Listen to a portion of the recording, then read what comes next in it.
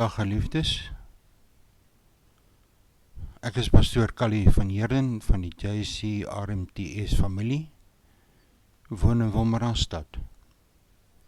Ek wil vanoggend vir ons 'n stukkie lees oor wat werklik wysheid is en wat Vader vir ons, wanneer ons dit vra, vir ons doen. So kom ons sê wysheid. Stel wysheid voorop, dan sal dit vir jou aansien gee.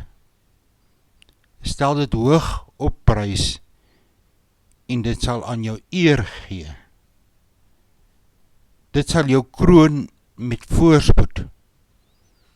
Dit sal vir jou 'n pragtige kroon gee. Heuningstroop is lekker in die mond. Net so moet jy weet, is wysheid vir jou lewe. As jy daarop afgekom het, is daar vir jou 'n toekoms. Dan sê Vader vir ons, ek sal jou sekerlik vir jou wysheid en kennis gee waarvoor jy gevra het. Maar Vader sê ook, ek sal jou ook rykdom, besittings en eer gee soos geen ander koning voor jou of na jou ooit sal hê nie. Geliefdes, hierdie is direk uit die skrif uitgehaal.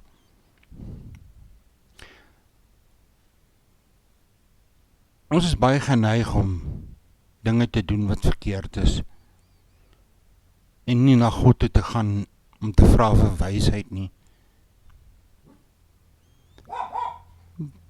Wysheid is vir ons so belangrik in ons lewe, want wysheid kan vir jou die regte keuse in jou lewe gee. Vader, ek vra vandag dat U vir ons almal wat in U glo wysheid sal gee. En dat ons op ons knie gaan elke môre en bid vir wysheid. Ek groet U geliefdes in die naam van die Vader, die Seun en die Heilige Gees.